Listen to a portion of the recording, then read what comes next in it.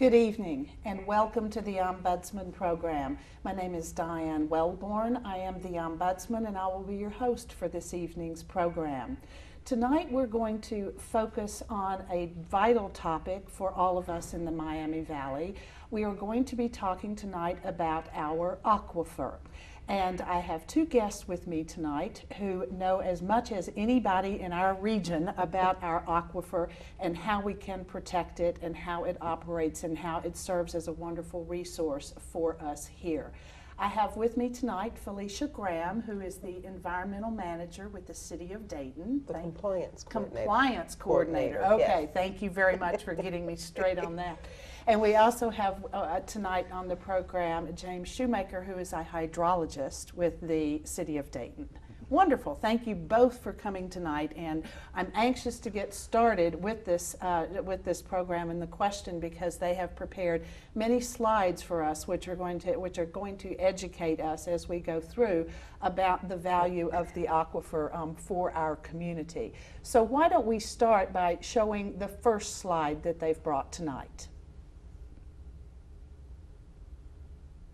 Okay, Felicia, tell us about this one. Yes, we're with the Division of Environmental Management, and the goal of the division is to protect the city's water resources.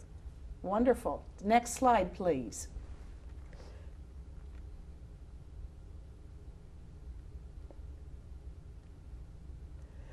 This is just in the water department. We have 6 different divisions. And this is just a listing of what each of the divisions, what we are all tasked with. We're going to talk a little bit about water supply and treatment, our wastewater treatment plan, and even environmental management tonight. That's great. We'll take the next slide up. Jim and I worked with the Division of Environmental Management. These are some of the programs that we have within the division. We have a source water protection program, a stormwater management program. We deal with any environmental compliance issues, and also citizen concerns. Tell me a little bit then about the term source water. Why do we call it source water? It was formerly called wellfield protection, and the source water part comes from, we have a watershed and we have groundwater, and they're interconnected. Okay, so that's the source water. That is the source water. Great. Okay, we'll take the next slide, please. One of the things that we like to remind our citizens of is just to be proud of Dayton's liquid assets. We have regional water supply, it's a renewable source, and it's also a reliable source. Okay, next slide, please. We draw our drinking water from the Great Miami Buried Valley Aquifer, and there are 1.5 trillion gallons of water contained in the aquifer, about 1.5 trillion gallons. And it's a principal water source for over 1.6 million people. That's really huge. Now, how do we know it has 1 trillion gallons? How do we know that? Tell us. Well, I didn't make those calculations. Okay. I believe that came from Miami Conservancy District. Possibly Ohio Department of Natural Resources, and we have a lot of experts in the groundwater industry in this area. So, in order to help us protect our aquifer. Yes. Let's go back to the slide of the map, please. I want to look at the boundaries there and ask you to talk just a little bit. It's covering a lot of counties there. Exactly. Okay, let's talk a little bit about how do we know these boundaries? Surveys or something were done to figure out the boundaries here? well, this dates back a long time ago. Okay. And the only way you could really find out is through drilling wells. Yes. And the Buried Valley Aquifer extends from around Indian Lake, and then it goes south-southwest to the Ohio River, just west of Cincinnati. Okay. So about 14 counties. All right, very good. I think we'll take the next slide then, unless there's something else No, you all wanted we're to fine. say. Okay, we'll take the next. There we go. From our drinking water supply, we pump and treat and also distribute drinking water to 400,000 people, not only in Dayton, but also in Montgomery County. And we are the largest groundwater user in Ohio. So Dayton is the largest groundwater user in Ohio. Okay. But in order to sustain this natural resource, we have to protect it and use it properly. Absolutely. And tell us a little bit then about, we see lots of people buying bottled water nowadays. It's sold everywhere in the grocery stores. Tell us a little bit about the quality of our water that we have and whether we really need to be buying bottles of water. Well, actually, we have a couple slides as we go further All that right. we'll come back to that. Yes, All right. we'll come back to that. We'll definitely So we come have back. an answer for that question. Okay. Right here. All right. Coming up. Okay. Stay tuned. All right. We'll show the next slide, please. One of the things that Daytonians can be proud of, we have a rich water quality history. Our first public drinking water well was installed in 1869. And if we go to the next slide, this is a cross-section of our aquifer, and it kind of looks like a huge river underground, because if you look, the aquifer is the dark blue color and the river is the light blue color that's on the top, but it's not really that way. If you drill down anywhere in the city of Dayton between 50 and maybe 150 feet, you'll come to a hard substance called bedrock, and within the bedrock are pockets of sand and gravel, and that's where the water is contained. So like say for instance, you're traveling through the city, you see the rivers, there's like 20 times more water contained in the aquifer that's underground than you see on the surface in the rivers. Okay, thank you. Now this is not flowing, is it? The aquifer's not flowing? No, because the water's contained. It's flowing very, very slowly. Right. Okay. Snail's Right. pace. Right. Okay, all right. So it does move down Yes. under there. The water does move. There through is a these gradient, pockets. yes. Okay, of sand and gravel. All right, next slide, please. And this is our treatment process. We have, here in Dayton, we have 2 well fields. We pump the water, it goes to a lime softening basin. Our water is naturally hard when we pump it from underground, so we soften our water. We add carbon dioxide, we add fluoride for dental health, and also chlorine. We pass the water over a sand filter, and from there we pump it to our 440,000 customers. Okay. So the main thing we have to take out of that water then is lime, Yes. right? So there must be a lot of lime down in there. Yes, there's Okay. a blue lake Okay. along Route 4, Yes. and that's the That's where the lime lime sludge. goes. Yes. Are there creative uses for that lime? Absolutely. Okay. Yes. What do we And do with it? We sell this. Okay. It is a high quality lime, and actually other cities buy it from us. Okay. So That's good to know. Yeah. How a much, revenue source. how Right. much are we selling? Do we know how much? Do you know how much? Is it a big, huge volume? It's sizable. It's early in the game, Okay. and I don't actually know That's okay. how All much right. we. But it's enough to turn that huge section bright blue over there. Yes. Yes, Okay. yes, yes. All right, great. We'll take the next slide, please. Well, the goal of the water department is to provide quality drinking water, meeting both Ohio EPA and the Safe Drinking Water Act standards. And if we go to the next slide,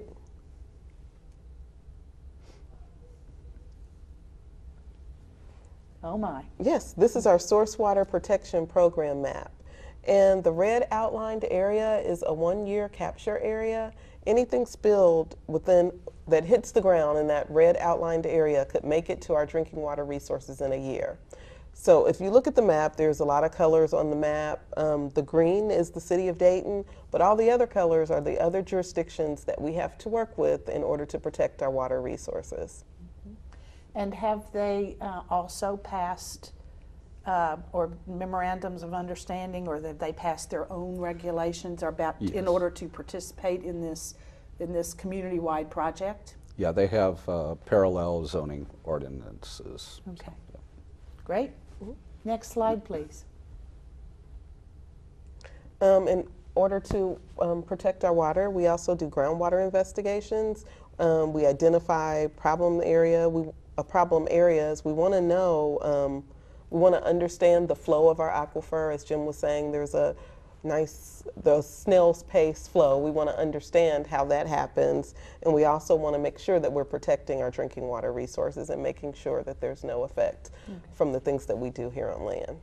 Now, tell us a little bit about what we're looking at here. Clearly, we have we have a boring device, and then we have a very complicated map with a lot of lines on it, and then we have obviously people in a lab which are conducting some kind of laboratory test.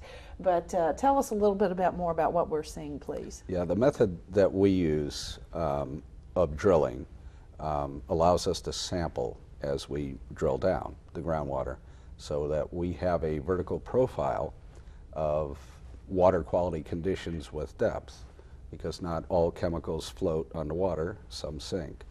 So then we screen the well based on the results, and we know the results immediately almost, because we have an on-site laboratory. We don't wait, send it to a lab, and we do it all at one time, and it's very cost effective.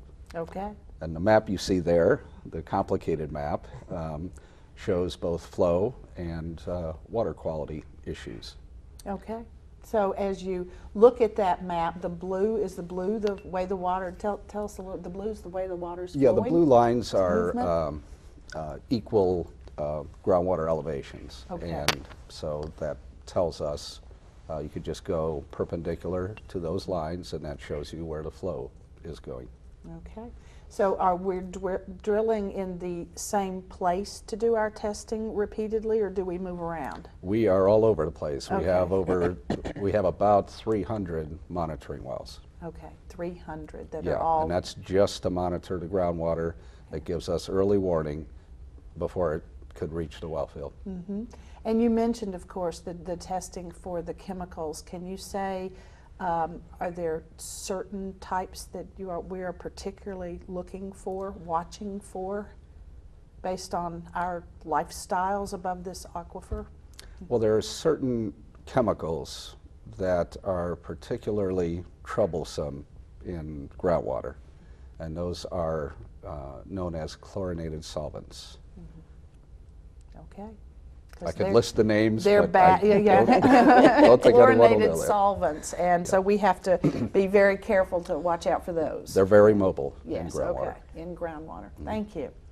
All right, we'll take our next slide now. And we've already talked about this a little bit, just that we have an early warning network of those 300 wells that Jim spoke about, and our goal is just to know where and how our water flows. Okay. And so when something might be discovered by one of the testers, what does that set in motion? That sends up a red flag, and we will be back out there to further investigate. Okay. If it's coming towards the well field, we will look for a source area, and we will be in contact with Ohio EPA and make sure that the problem is resolved. Okay. And are you looking then to see where it's coming from? Where it's coming from, and the conditions of the aquifer, the best remediation technology that can be used for it. Okay. And you have good resources for calling upon those people should something be uncovered? Yes, we Okay. have a contract with a consulting firm that will require equipment there within 48 hours. Okay. And so when you say the 300 wells that are doing the testing, are they monitoring constantly, daily? Usually quarterly, Okay. Mm-hmm. but we do sample daily at the treatment plant. Okay. So. All right, good. We'll see the next slide now. Thank you. Oh my.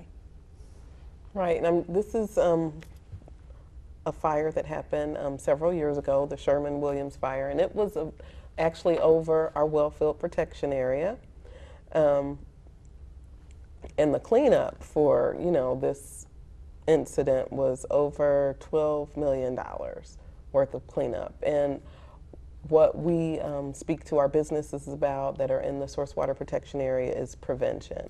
We want them to know what they have on site and to store it properly so that something like this would not happen again. Okay. And was it such an accident that gave rise to many of the programs that you all are working with today? It certainly helped nudge it along. Yes, okay. And When you talk about remediation from an incident like that, I'm sure it's extremely technical, but basically, how do you clean up something like that? That one was actually relatively easy because it was primarily petroleum type compounds, which does float on the groundwater. So that's much easier to remove. That's why the solvents, which sink, are much harder to remove and cost a lot of money. And that's why prevention is the best way to go. Right. And how long did it take to clean up after the $12 million cleanup? I think roughly about 10 years. About 10 years to conduct. Which is really quick it in terms of groundwater remediation. When we're talking about how much water it is, even if it was not sinking, it was on top. So 10 years to fix it. Significant. Next slide, please. So just a reminder that, there we go. Now, there we are. Just a reminder that prevention is the key. A lot of times we have these contingency plans, but they don't always live up to our expectations. So what we push in our programming is prevention. Right. It's always preferred to not have to deal. Tell us what we're looking at here. Where exactly that's at, I'm not sure. But well, that's okay. It seemed like an appropriate picture. Yeah, okay, all right.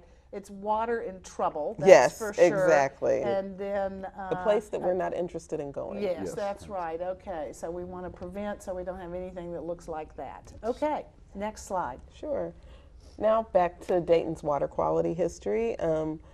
Looking at the second point, our first paved roadways went in the 1890s, and this basically paved the way for our separate storm sewer system. So we're going to talk a little bit about that. So we'll switch gears a little bit from groundwater and talk about surface water. Okay, good. Surface water. Next slide, please. What I would like to draw your attention to the black piping. And this is piping from inside of homes and businesses. So this is, and this piping would carry water from sinks, from washing machines, used water from the home, and that water goes to the wastewater treatment plant. It's treated at the plant, cleaned to EPA standards, and then released to the river. So if we go to the next slide, this is a slide of, if you look at that aerial photo, that's our wastewater treatment plant. And although we provide water to Dayton and Montgomery County, we only treat water from Dayton residents and businesses at our wastewater treatment plant.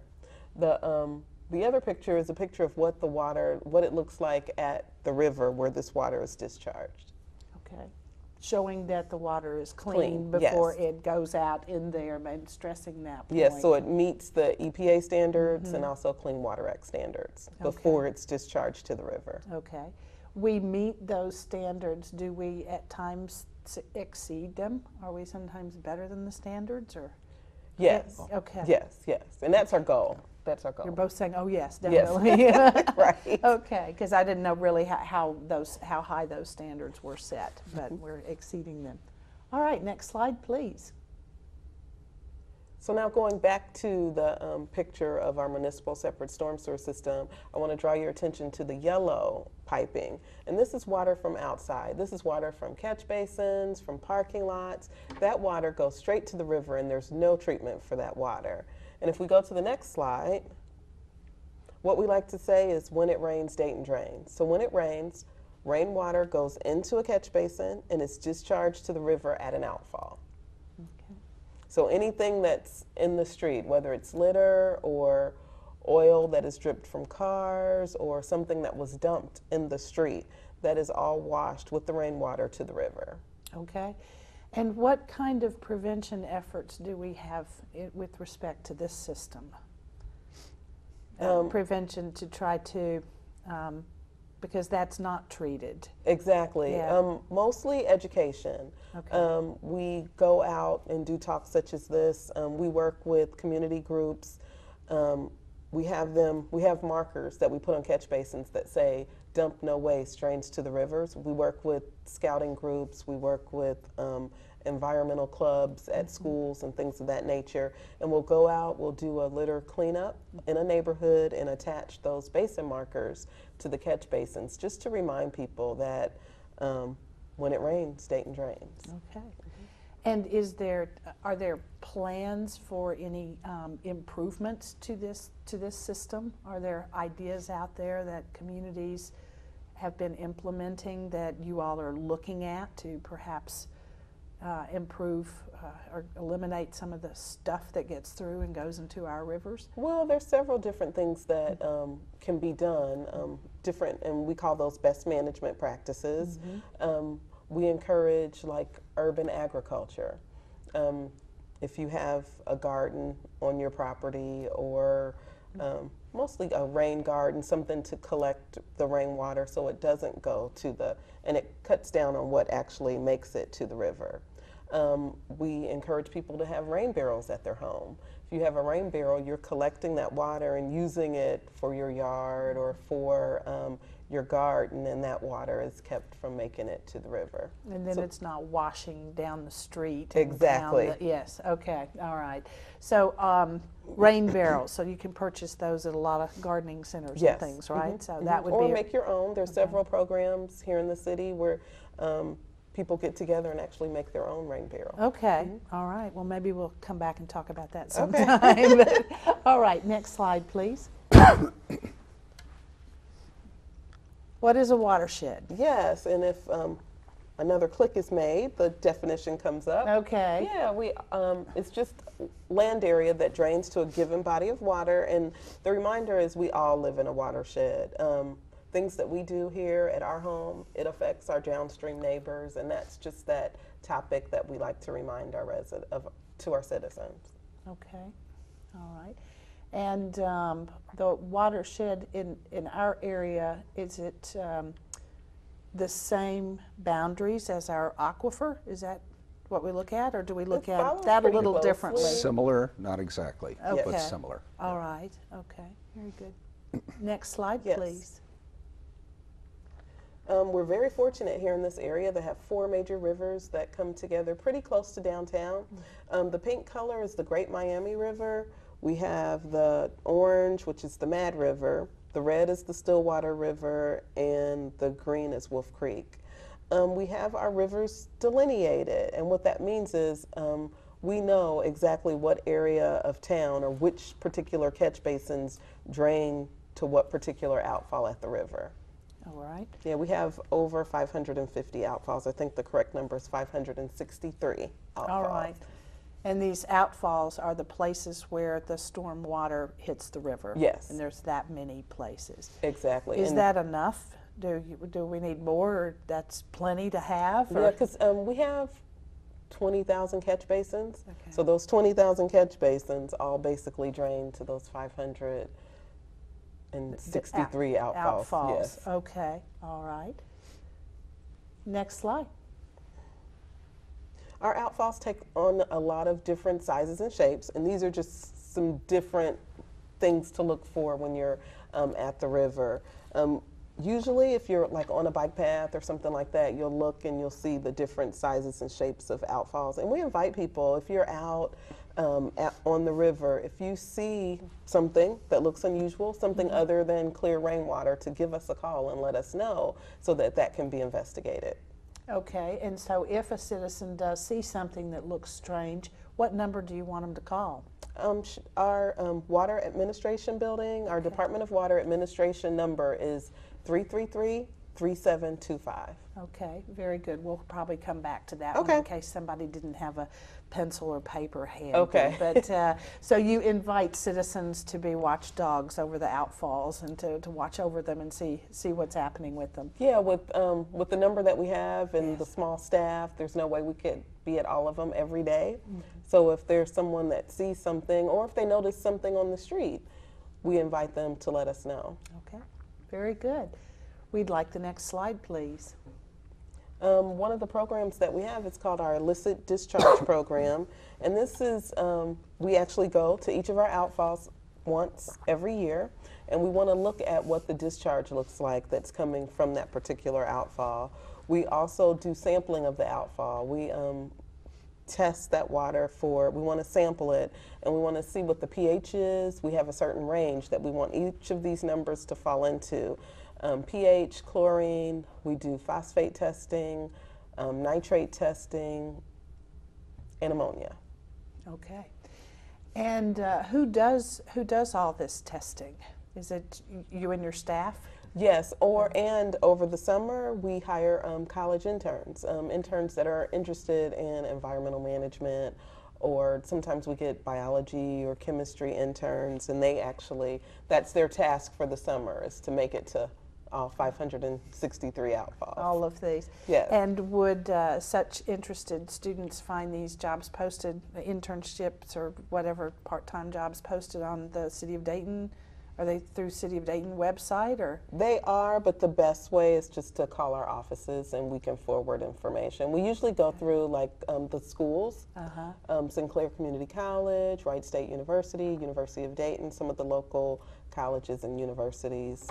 We usually post information in the job placement, the internship program. Okay, very good. And is the testing done then in the lab that we saw a picture of earlier? Do you do that there? No, actually they take testing equipment to the river with them. Okay. We have portable equipment that they take to the river. Okay, and then they can report that electronically or in some way back Yes. to you all. Okay, all right. And if something unwanted is found, or if your pH levels aren't where you want them to be, then what's the next step? Well, actually, if you go to the next slide. Okay. One more slide, please. Thank you. We do what's called a storm sewer investigation. Okay. Since we know exactly where all of our catch basins, to what outfall or what street the flow would come from to that particular catch basin, we actually narrow down that area of investigation and actually pop manholes and do sampling from manholes in the street. Okay. And so you do sampling there and you find out what's going on. What, do you just keep working your way back till you Yes. figure out what the origin of this is? We sure do. Okay. And sometimes it can be a tedious process. Well, I'm sure it is. It's a little water detective work Yes. that you're doing going back there. Now, with the nearly 600 outfalls that we have, how frequently in any year are we finding something that we don't want coming out of these outfalls? Well, I would say maybe 5 to 6 times a year we find something, and then we would do an investigation and we would eliminate whatever that discharge is. Okay, by going back to its source, and then Exactly. and then notifying the person or the business that something's coming from their site. Exactly. Right? 'Cause, Okay. I mean, in most, we get a lot of cooperation from our business community, because, everybody wants to protect our water resources. A lot of times it's something that happens unknowingly. Right. And we work with them and show them the work that we've done, and usually it's not a big problem to get those fixed. Oh, that's a very good thing to know. But would these discharges then be violations that somebody might be fined for? Yes. That's possible? Yes. You're saying now that doesn't happen very often, fortunately. But Right, because we have a stormwater ordinance, and it's a violation of our stormwater ordinance to discharge anything other than rainwater to our rivers. I'm being told we have a caller that has a question, so we'd like to hear your question. Thank you. Hi, I was curious, what is the most common thing that is found in the water after you do the testing? Thank you very much. Good question. We'll get you your answer for it. You heard it loud and clear there. What's the most common problem that you find? I would say that litter is our most common problem, and it's not something that we would determine with testing. It's more visual. Yes. More of a visual observation when we go to the outfall, and we encourage people to put litter in its proper place and to recycle. We find, when we do river cleanups, we find a lot of plastic bottles and things of that nature. So that's mostly what we find at our rivers, because our rivers are... Oh dear, okay, I think they got that off. Yes. So mostly we're finding trash. Exactly. Okay, when it isn't trash, are there more common problems that come out of these outfalls? Sediment, I think, as well. Oil. Oil from automobiles? Yes. Yeah, okay, so it's oil from automobiles. Yes, All right. and even, and Jim had mentioned sediment we find that a lot coming downstream from construction sites and things of that nature, where the sediments aren't kept on site. I see, where it's washing off. Yes, okay. with rain. Okay, very good. All right, next slide, please. In both the source water program and also the stormwater program, we do facility inspections, and they're pretty routine. We look at chemical storage and also what chemicals are stored at the facility and also the amounts. We want to review their spill prevention program for protection of both our surface water and also our groundwater. And we want to make sure they're in compliance with our stormwater program and also our source water protection program. Okay, so the stormwater inspections, well, the well field, let me back up a second, sorry I didn't ask it right the first time. The well field protection, there are certain things that just aren't permitted by zoning to be in the well field protection area, correct? Primarily, it's a limit that's established or has been established at each site, so that when we do inspections, we will compare that to whatever their established limit is, and they also are required to submit reports every 2 years. Okay, on what is going on right on what top their of the well inventory field. is at that time. Right, okay. And then, but stormwater is much wider. That's completely citywide then, right? Okay. So then how are those monitored? When you mention through the outfalls, is there another way that they're monitored, or outfalls is the primary way? To monitor the stormwater. The drainage, or yes. Okay. And when we do an inspection of a business, we will walk around the outside of a business to make sure that chemicals and things of that nature are stored properly. And there's, even at restaurants, you want to make sure that things are done properly outside and stored properly to keep them from mixing with rainwater when it rains. Okay, so there's the outfalls inspection, and then that takes you back then to a business or a restaurant or a home even, or something where an issue is going on. Well, or do you independently go around and look at different facilities? We do. Okay, yes. You do both. So we do both. Okay, yes. All right. So business inspections and outfall inspections. Okay, all of those take place. All right, very good. And you say for the most part in our community, people are compliant and wanting to cooperate. Yes. That's good. Yes. All right. Next slide, please. Something else that we do to protect our resources is emergency response. If you look at the picture, this is a truck that jackknifed on 35. And if you look really closely, where the truck is meeting the median wall, there's a bladder tank there, and that bladder tank was ruptured by the wall. Right below it is a catch basin. So all of the fuel from that vehicle, it's entering the storm sewer system and on its way to our river.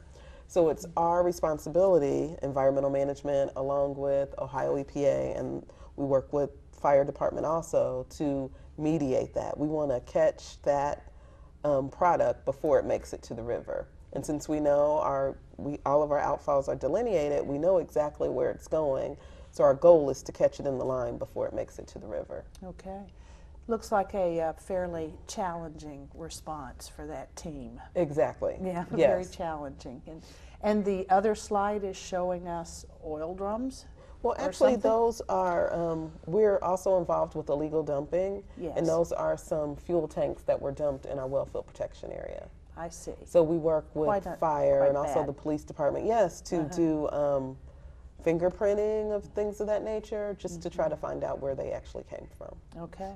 And when we have such a disaster as the truck wreck and the gas from from the tank going directly down into a catch basin.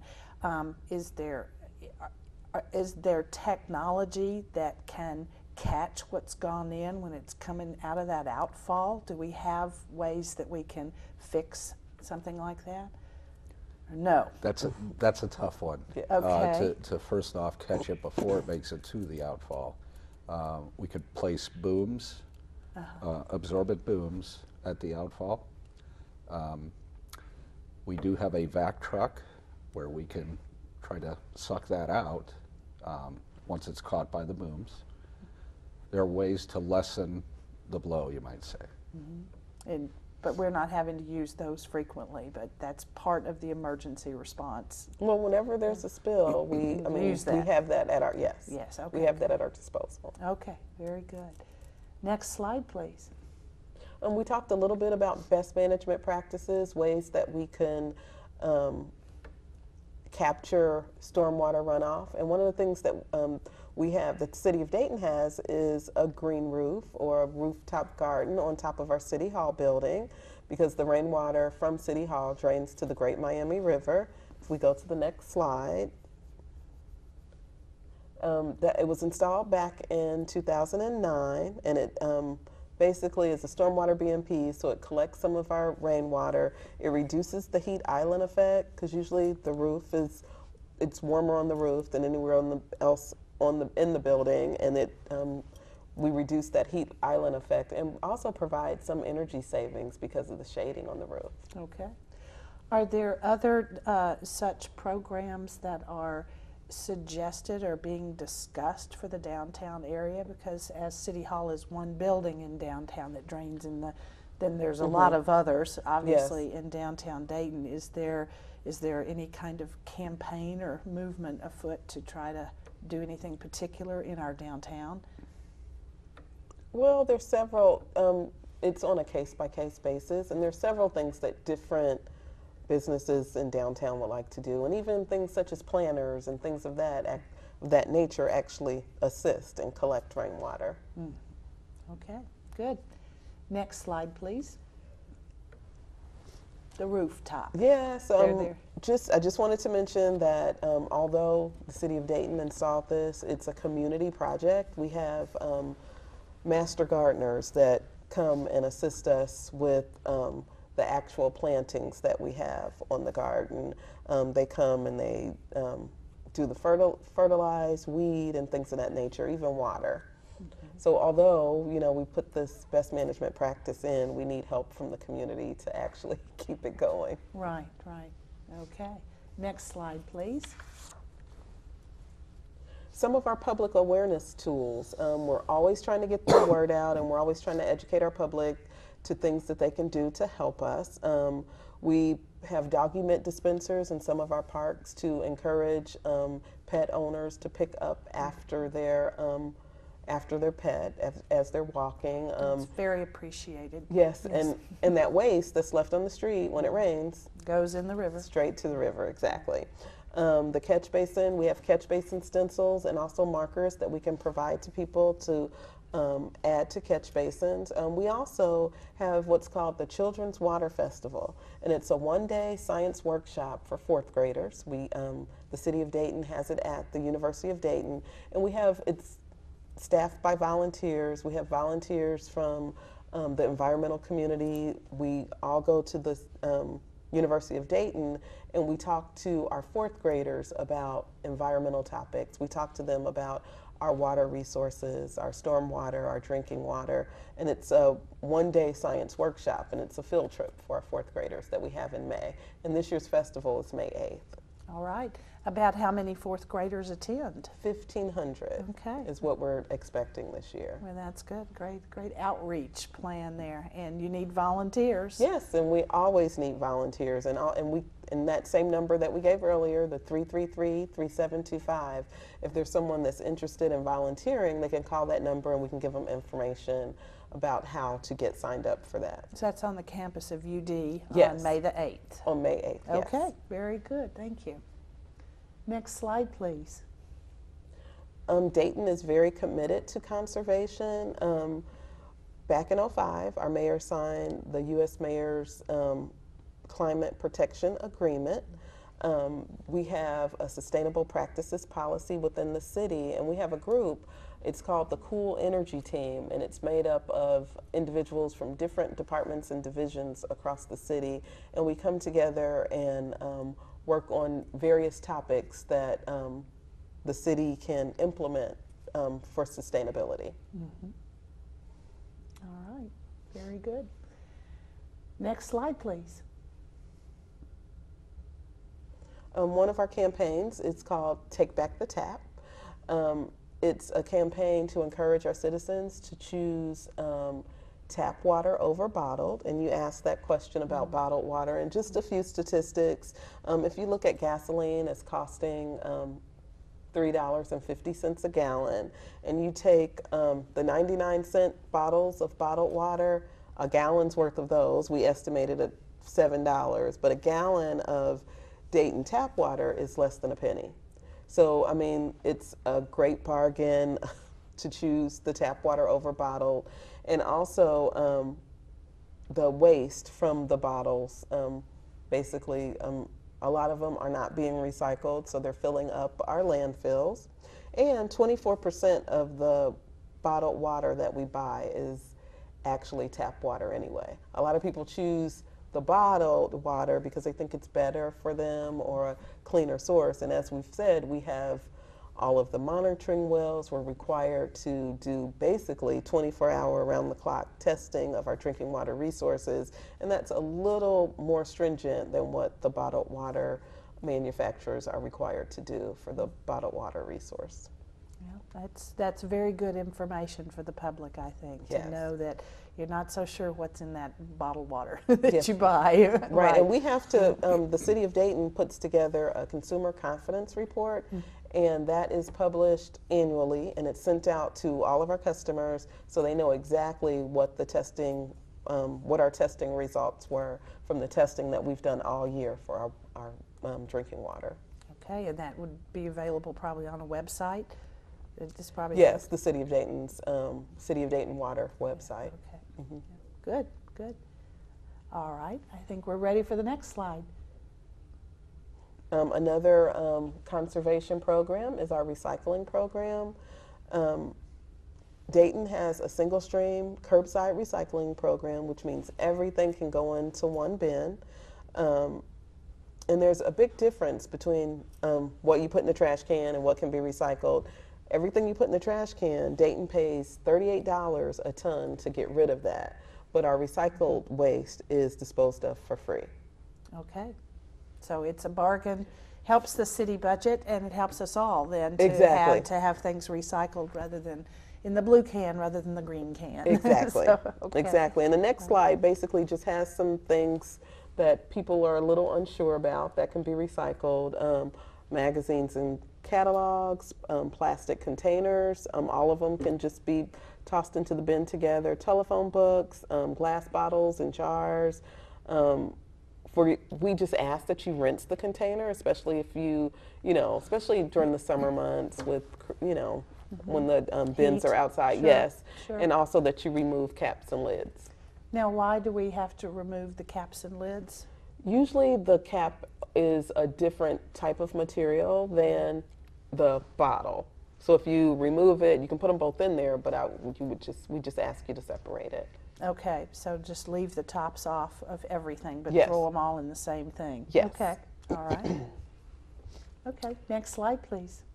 Okay, another program that we have is the Don't Dump Tire Task Force, and that's actually going to go under another name, but we have what's called a Report a Dumper hotline. Seems like tires have been a big deal here in the city. They've been dumped in a lot of alleyways, they've been dumped in vacant homes, and we just want our citizens to be aware that these tires have been dumped, and if they see anything, to give us a call and let us know. And we're actually working with Montgomery County, the Solid Waste District, on this program. Okay. So we've got tires that are getting dumped, and that's a big problem and costs a lot to go find and clean up, I'm sure. Yes, and if a citizen has tires that they would like to dispose of, the City of Dayton residents can dispose of 10 tires a year through our waste collection, through our Division of Waste Collection. And the number for waste collection is 333-4800. Okay. And you just call and they will come and pick up 10 a year. Okay, very good. Next slide, please. So we've talked about a lot of different programs, and just to wrap up, these are some things that people can do to help. We just ask them to be a part of the solution, whether you're at work or at school or at home. We ask them to recycle, to conserve energy, and to also protect our water resources. We invite them to visit and utilize our scenic waterways. And also, if you're at the river and you notice something unusual, to give our office a call. And the major thing that we sort of talked about is preventing litter from entering our storm sewer system, since that is what we see most often at our rivers. Okay. Is there any particular, education, of course, on preventing litter, but are there other activities that the city is engaged in that is really trying to prevent litter?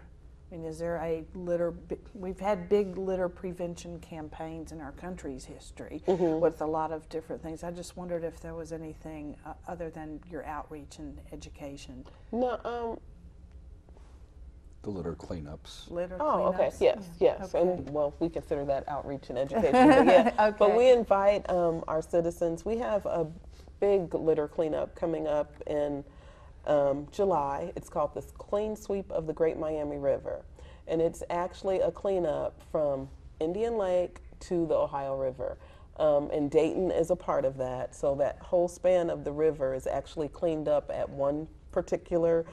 this one particular time in the year. And the goal is just to protect our water resources. And each jurisdiction along the river takes their section to perform a cleanup. Okay, so that's a very coordinated effort Yes. throughout all of this to have an organized litter cleanup day. Yes. Okay, and how do citizens how do they learn that, how can they participate in that? Once again, that same number that I gave earlier all right. will work for that. Same place. Yes. Okay. Is there a Yes. day yet scheduled this year, or is it still in the planning? Yes, the date is July 12th. Okay. Yes, July 12th. July and it's a Friday. So we Okay. do the Dayton section on a Friday, and it's from 9 to 12. And we usually meet at the Riverscape Metro Park, and we hand out bags and gloves, and we just have the citizens go in that area, meet us back at noon, and we usually, provide a T-shirt as a thank you, and maybe even lunch for the day. Okay. And what if this cleanup group finds like a refrigerator or something that's too big? I'm sure that might happen. Right, it does. And what we do is we set all of our waste off to the side, and after the cleanup, our trucks go through and pick all of that up. They can get the larger stuff Yes. at that point. Yes, Okay, because we do a walking cleanup because we have the low dam, so we walk along the bike path. Right. But upstream and some areas downstream, they actually canoe the rivers and take the waste out that way. Look for stuff that way. Okay, very good. You had mentioned earlier, I wanted to come back a little bit to take back the tap, because that's such an interesting campaign, I think. Is it possible to measure the impact of that? Is it something, if you know that people are drinking more water, or that they're taking back the tap, or is it more education that's not really as measurable as some other things might be? I think it's kind of hard to convince everyone that the water that you drink is clean. And when we do the river cleanups, we see a lot of the water bottles there. Yeah, I bet. So we just have to keep hammering away the message. And I guess to remind people that it's not water out of the river that's coming out of your tap. It's water out of the aquifer. Yes, right? treated water from the aquifer. Very, very, very big difference then. So, okay. Do we have another slide? No, we're done. We have just some clothing slides. Okay, all right. Well, I have a couple of additional questions. Okay. Let's go way back in time and talk a little bit about how was this aquifer formed? Do we know what conditions left us this great resource? We've had a lot of advances in this area, glacial advances. And as the glaciers went back north, it left lots of coarse sand and gravel in its wake. And you're just seeing an accumulation above the bedrock of coarse sand and gravel, which is an excellent reservoir for water. But it's also one of the most susceptible environments, and that's why we have to keep it clean. Okay, that's great. So we owe our thanks to the glacier for leaving all this perfect place for the water to be in the aquifer. And say a little bit more about how does the aquifer refill itself, because it's renewable is the phrase you all use, I Correct. believe. Exactly. Yeah, And so let's talk a little bit about how does that happen, and how is it that our aquifer is different from other aquifers in having that capability to renew itself? Yeah, well, ours is not the largest aquifer, but we do say that it's one of the most productive aquifers in North America. And the reason for that is it is replenished because of the amount of rainfall, average amount of rainfall that we get every year. And with the exception of long-term droughts, we will expect the rivers to recharge, direct infiltration from the land. And at our well fields, we have a recharge network, which contributes 13 to 20 million gallons a day to the aquifer. Okay, and where does that come from? We divert a portion of each of the rivers. At the Mad River well field, it's the Mad River. At the Miami well field, it's the Miami River. I see.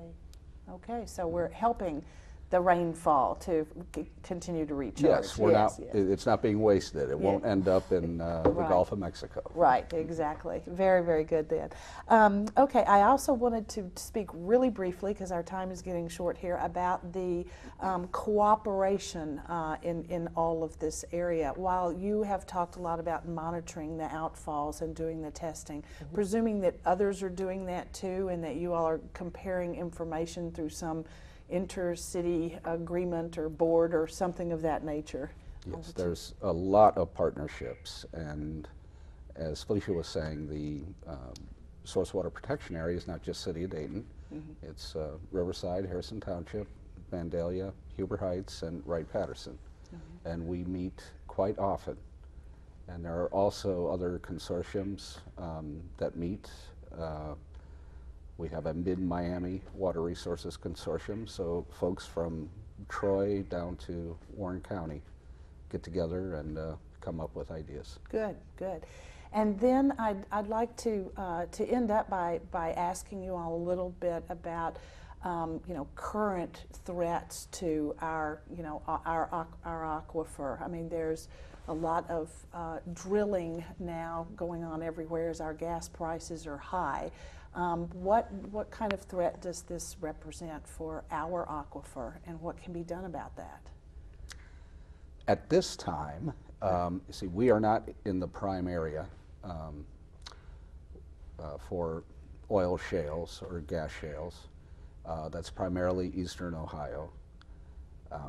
We do have quite a bit of concern as far as where what they call flowback water or wastewater. They take that, if they're drilling there in eastern Ohio, they will probably have a return well and put it into deeper formation. Otherwise, more than 50% of the wastewater comes from Pennsylvania and West Virginia. And the formation that we have here is fairly shallow. It's only about 2,000 to 2,500 feet. In eastern Ohio, that's about 8,000 feet. So you are closer to the aquifer. Accidents do happen, and because of how much is injected into these wells, that's of great concern for us, because under the current regulations, they only have to do mechanical integrity tests once every 5 years. All right, I should have obviously allowed more time for that. We're running out of time now, but for people who want more information about any action or this about the aquifer, they should call the number. Yes, and we have a slide. Okay. If you go, I think we need 2 more slides, and it has all of our contact All right, information. we'll move that very quickly. Regional, all right. And is there more coming up on this one with Yes. the number? All right. It's the next. It's 2 after that. Okay, we'll go through the next slide quickly, and there There we we go, are. yes. That's where we need to be. Okay, wonderful. Thank you very much for coming on you're the welcome. program this Thank you. evening. Our viewers have the number there that they can call for follow-up information, and thank you to the viewers for watching tonight. Thank you.